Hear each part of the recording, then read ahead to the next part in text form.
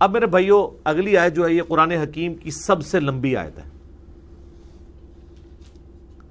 اس سے بڑی کوئی آیت نہیں ہے. اس کے بعد آیت الکرسی آتی ہے. یعنی قرآن میں جو دو سب سے لمبی آیات ہیں نا وہ سورۃ البقرہ میں ہے. نمبر 1 یہ آیت ہے سورۃ البقرہ آیت نمبر 282 اور نمبر 2 ہے سورۃ البقرہ آیت نمبر 255 جسے آیت الکرسی کہتے ہیں. اس سے ایک بات تو کلیئر ہوئی جو صحیح مسلم میں حدیث ہے کہ قرآن کی سب سے عظیم آیت، آیت العظم من القرآن، وہ آیت الکرسی ہے. ہمارے ملک میں کہا جاتا ہے جس فرقے کی تعداد زیادہ ہے نا وہ سواد اعظم ہے، جنتی گروہ ہے. کیونکہ قرآن میں احادیث کے اندر ہے نا کہ بڑی جماعت سواد اعظم. تو میں نے اس کے اوپر جواب دیا تھا اگر اعظم کا مطلب یہی لیا جائے نا کہ تعداد میں بڑا، تو اس وقت دنیا میں تعداد میں سب سے زیادہ کافر ہے. وہ کہتا ہے نہیں جی مسلمانوں میں.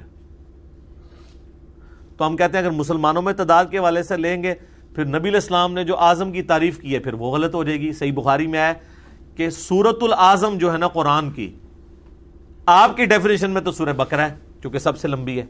نبی علیہ السلام فرمایا سورۃ العظم قرآن کی سورۃ الفاتحہ ہے.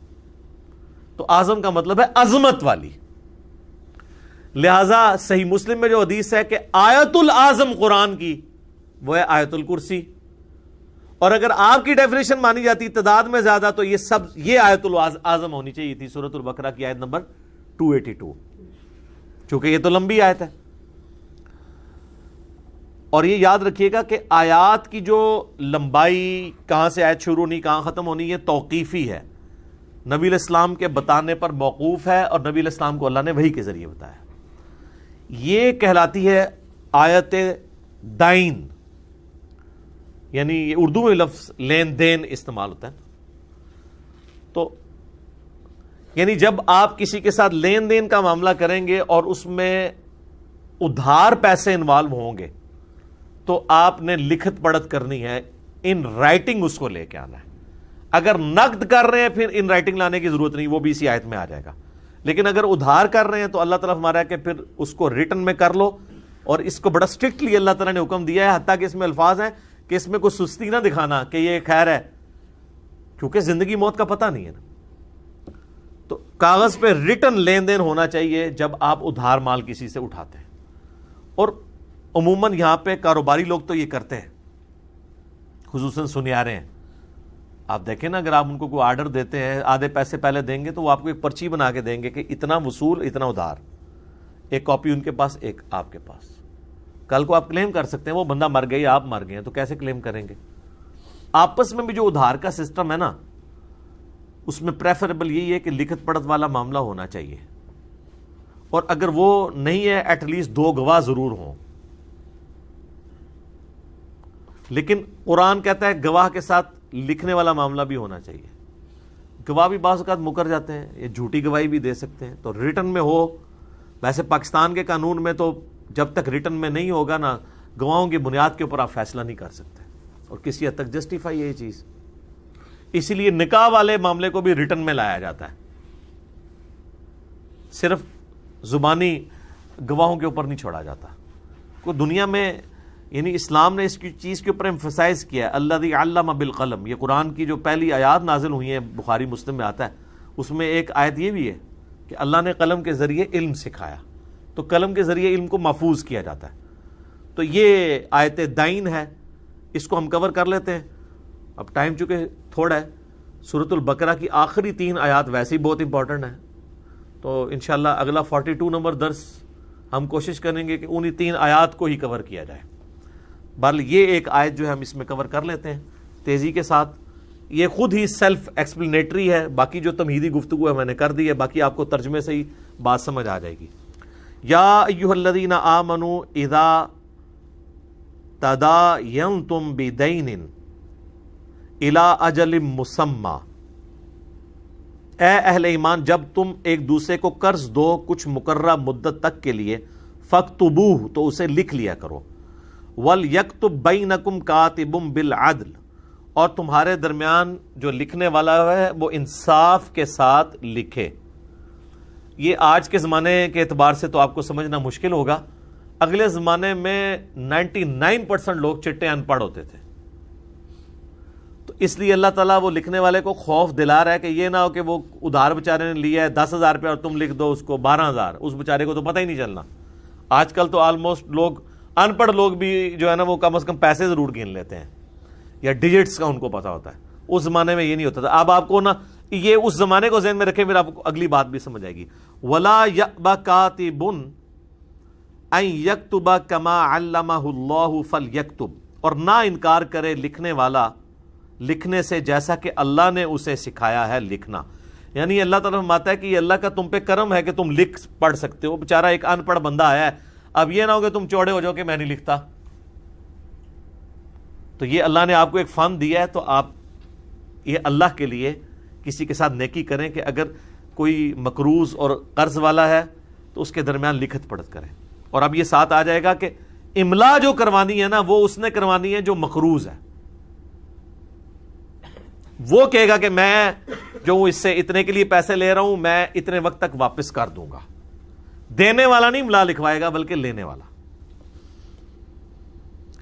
وَلْيُمْلِلِ الَّذِي عَلَيْهِ الْحَقِّ، املا وہ، یہ اردو میں بھی املا کا لفظ استعمال، یعنی وہ رائٹنگ لکھوائے گا وہ کہہ کے، یعنی بولے گا وہ جس پر حق ہے. حق تو اسی پر ہے نا، یعنی جس کے ذمے حق ہے کہ اس نے مال واپس کرنا، یعنی مقروض املا کروائے گا. وَلْيَتَّقِ اللَّهَ رَبَّهُ، اور ڈرے اللہ سے جو اس کا پروردگار ہے. وَلَا يَبْخَسْ مِنْهُ شَيْئًا، اور نہ کمی کرے اس میں ذرے کے برابر. یعنی اللہ تعالیٰ کاتب کو کہہ رہا ہے دیکھنا کوئی مطلب ہینکی پھینکی نہیں مارنی تم نے، جو جتنا قرضہ ہے اتنا ہی لکھنا ہے، نہ کم نہ زیادہ. فَإِنْ كَانَ الَّذِي عَلَيْهِ الْحَقِّ، پھر وہ شخص کہ جس کے اوپر حق ہے، یعنی جو مقروض ہے، قرضہ جس نے لیا ہے، اگر وہ بیچارہ بالکل ہی چٹا ان پڑھا ہے اور وہ اتنا گیا گزرا ہے کہ بیچارہ وہ املا بھی نہیں لکھوا سکتا، بالکل سیدھا سا ہے. سفیہن او ضعیفا، وہ اتنا بیوقوف ہے یا اتنا کمزور ہے. او لا یستطیع ان یمل، اور وہ اس چیز کی طاقت بھی نہیں رکھتا کہ اس میں اتنا کانفیڈنس بھی نہیں کہ اس کی سپیکنگ پاور بھی نہیں ہے کہ وہ املا کروا سکے. ہوا فلیملل ولیہ بالعدل، تو اگر وہ املا نہیں کر سکتا تو اس کا ولی، کوئی قریبی رشتہ دار تھوڑا بہت سمجھدار بندہ، وہ املا کروا دے. وَاسْتَشْهِدُوا شَهِيدَيْنِ مِن رِجَالِكُمْ، اور اس پورے معاملے کو 2 مرد گواہ جو ہیں وہ ویٹ کریں گے، گواہی دیں گے اس کے اوپر، وہ وہاں پہ موجود ہوں کہ ان کے درمیان یہ ادھار والا معاملہ طے پایا. فَإِن لَّمْ يَكُونَا رَجُلَيْنِ، اور اگر 2 مرد نہ مل سکیں، فَرَجُلٌ، پھر ایک مرد، وَامْرَأَتَانِ، اور 2 عورتیں، مِمَّن تَرْضَوْنَ مِنَ الشُّهَدَاءِ، وہ گواہ جن کو تم پسند کرتے ہو. یعنی بعض اوقات کوئی شخص کہہ سکتا ہے جی مجھے تو ان گواہوں پہ اعتبار نہیں ہے، یہی 2 نمبری کرتے ہیں، جس طرح کرتے بھی ہیں آپ کو پتہ ہے، مکر جاتے ہیں. تو یعنی وہ گواہوں کے اوپر بھی کنسنسس ہونا چاہیے کہ جن کو پسند کرتے ہوں لوگ. ان تضل احداہما فتذکر احداہما الاخری، تو اللہ تعالیٰ ہے کہ 2 عورتیں رکھنے کی وجہ یہ ہے کہ اگر ایک عورت بھول جائے تو دوسری عورت اسے یاد کروا دے. یہ حقیقت بات ہے کہ عموماً عورتوں کی جو قوت یاداشت ہے وہ مردوں کی نسبت کم ہوتی ہے. اب کوئی بالکل کسی پھپنی کٹنی عورت کی نہ مثال دے دے کہ اس نے تو پرانی باتیں بھی یاد رکھی ہوئی ہیں. عموماً عورتیں جو ہے نا وہ ان کی یاداشت اللہ نے نیچرلی کمزور رکھی ہے، کیونکہ انہوں نے گھر میں نمبر 2 بن کے گزارا کرنا ہوتا ہے. اگر وہ ہر چیز کو اپنے دل پہ لینا شروع کر دینا تو وہ ہر ٹائم ہی گھر میں لڑائی ہو. مرد جو ہے وہ اس حوالے سے زیادہ ظالم ہوتا ہے. عورتیں آپ دیکھیں اگر وہ ناراض ہوتی ہیں تو تھوڑی دیر بعد خود بخود یہ تھوڑی سی محنت کرنے سے راضی ہو جاتی ہیں. ان کے اندر یعنی بغض و عناد اور لمبے عرصے تک دشمنی پالنا یہ چیزیں نہیں ہوتی. یہ اللہ نے ان کے اندر ایک سیفٹی والو رکھا ہوا ہے، ان کی یاداشت کمزور رکھی ہوئی ہے. تو اللہ تعالیٰ ماتا ہے کہ 2 عورتیں گواہ رکھنے کا مقصد یہ ہے، ایک مرد کے بدلے 2 عورتیں.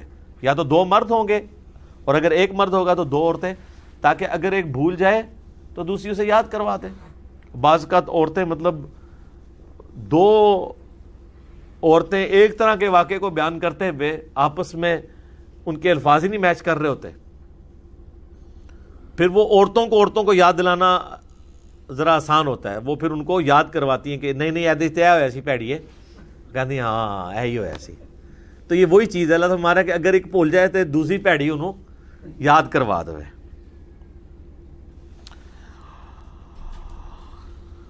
وَلَا يَأْبَ الشُّهَدَاءُ إِذَا مَا دُعُوا، اور نہ انکار کریں گواہ جب وہ بلائے جائیں گواہی کے لیے۔ یعنی کل کو کہیں رفڑا ڈال جائے مقروض اور قرض دینے والے کے درمیان، اور جب گواہوں کو بلایا جائے تو آپ وہ گواہی باری پڑ جائیں کہ ہم نے گواہی نہیں دینی ہے، یا وہ پیسے مانگے، یہ کام بھی نہیں ہونا چاہیے۔ وَلَا تَسْأَمُوا أَن تَكْتُبُوهُ صَغِيرًا أَوْ كَبِيرًا، اور مت اکتایا کرو اس بات سے، خواہ تھوڑا قرضہ ہو خواہ زیادہ، کہ تم لکھنے پڑھنے سے بھاگو۔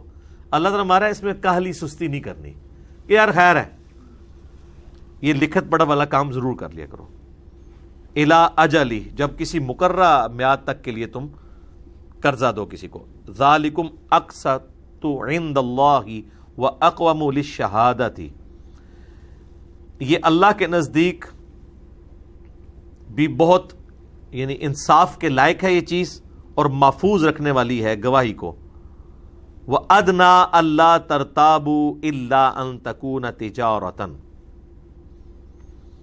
اور آسان طریقہ ہے کہ تمہیں شک سے بچا لے گی یہ لکھت پڑھت والی چیز، اللہ کے نزدیک بھی انصاف کے اوپر ہے، اور شہادت کے لیے بھی آسانی ہوگی جب ریٹن میں ریکارڈ ہوگا، جب یہ تم یعنی جس کو قرضہ دے رہے ہو۔ لیکن الا ان تکون تجارتا حاضرہ، ہاں مگر اس میں ایک ایکسیپشن ہے، اگر تم 10 ب10 تجارت کر رہے ہو، یعنی پیسے دے رہے ہو اور کسی سے چیز اٹھا رہے ہو، تو پھر اس میں لکھت پڑھت کی ضرورت نہیں ہے، کیونکہ اس میں ادھار نہیں اٹھائی، نقد اٹھائی ہے۔ حاضرۃ تدیرونها بینکم فلیس علیکم جناح، اگر 10 ب10 کر رہے ہو، لین دین آپس میں کرو، تو اس میں تم پہ کوئی حرج نہیں ہے۔ اللہ تکتبوہا، کہ تم اسے لکھو، یعنی لکھنا اس کیس میں کوئی ضروری نہیں ہے۔ ویسے تو 10 ب10 میں بھی لوگ لکھ رہے ہوتے ہیں، یہ جائز ہے، یہ اللہ تعالیٰ نے یہ نہیں کہا کہ اس میں ناجائز ہے لکھنا، کہا کہ اس میں حرج نہیں ہے۔ یا آپ جتنے بھی آپ بڑے سٹورز میں جاتے ہیں تو 10 ب10 میں آپ کو بل نہیں ایڈ پہ بنا کے دیتے، وہ تو ان کا اپنا ریکارڈ ہوتا ہے، چاہے وہ جوتیوں والی دکان ہے یا یہ بڑے سٹورز ہیں، میڈیکل سٹورز ہیں، وہ باقاعدہ آٹومیٹکلی ایک بل جنریٹ ہو کے آپ کو اس کی کاپی دیتے ہیں، اپنے پاس بھی نوٹ کرتے ہیں، حالانکہ وہ 10 ب10 آپ کر رہے ہوتے ہیں، اس کے باوجود وہ اس کو ریٹن میں لے کے آتے ہیں تاکہ ان کا اپنا ریکارڈ ہو نا کہ آج ہم نے کتنی سیل کی ہے۔ تو اللہ تعالیٰ ہمارا اگر وہ زبانی کلامی سیل کر رہے ہیں کوئی حرج نہیں ہے، لیکن اس کے اگینسٹ جن لوگوں نے ٹیکس چوری کرنی ہے، ٹیکس نہیں کرنا، کروڑوں روپیہ روزانہ کی وہ سیل کر رہے ہیں، وہ آپ دیکھیں سارا زبانی کلامی چل رہا ہے۔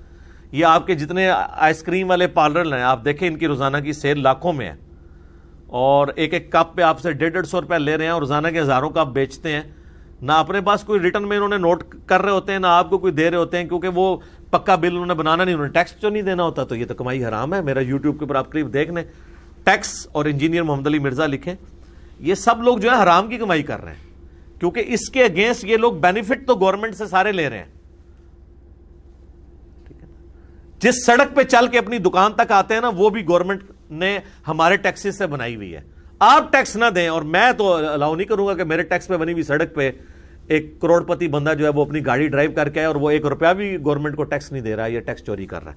یہ ٹاپک ایک الگ ہے، میں اس کو چھوڑتا ہوں یہاں پہ۔ وَأَشْهِدُوا إِذَا تَبَايَعْتُمْ، اور گواہ ضرور بنا لیا کرو جب خرید و فروخت کرو۔ وَلَا يُضَارَّ كَاتِبٌ وَلَا شَهِيدٌ، اور نہ تکلیف دی جائے لکھنے والے کاتب کو اور نہ گواہی دینے والے کو۔ یہ نہ ہو وہ کہ جی نیکی کر کے گلے پڑ گئی ہے، کاتب کو بھی بیچ میں گھسیٹ لیا، یعنی کوئی آپس میں جھگڑا ہوا تو پہلے ان کی کوٹ لگ گئی، لکھنے والے کی اور گواہی دینے والوں کی، جس کی وجہ سے آج کل کئی لوگ پھر وہ کہتے ہیں جی وہ عدالتوں میں ہمیں چکر کاٹنے پڑیں گے، ہم گواہی نہیں بنتے، یہ گواہی ہے تو وہ چھپا جاتے ہیں۔ وَإِن تَفْعَلُوا فَإِنَّهُ فُسُوقٌ بِكُمْ، اور اگر تم ایسا کرو گے تو یہ نافرمانی ہوگی تمہاری اللہ کے حضور نافرمانی شمار ہوگی. واتقوا اللہ، اللہ سے ڈر جاؤ. ویعلمکم اللہ، اور اللہ تعالیٰ تمہیں سکھاتا ہے، یعنی یہ دنیا میں رہنے کے آداب معاشرت اللہ تعالیٰ تمہیں قرآن کے ذریعے سکھا رہا ہے. واللہ بکل شیء علیم، اور اللہ تعالیٰ ہر چیز کو اپنے علم سے گھیرے ہوئے ہے. تو یہ آپ دیکھ لیں، اتنی لمبی آیت ہے.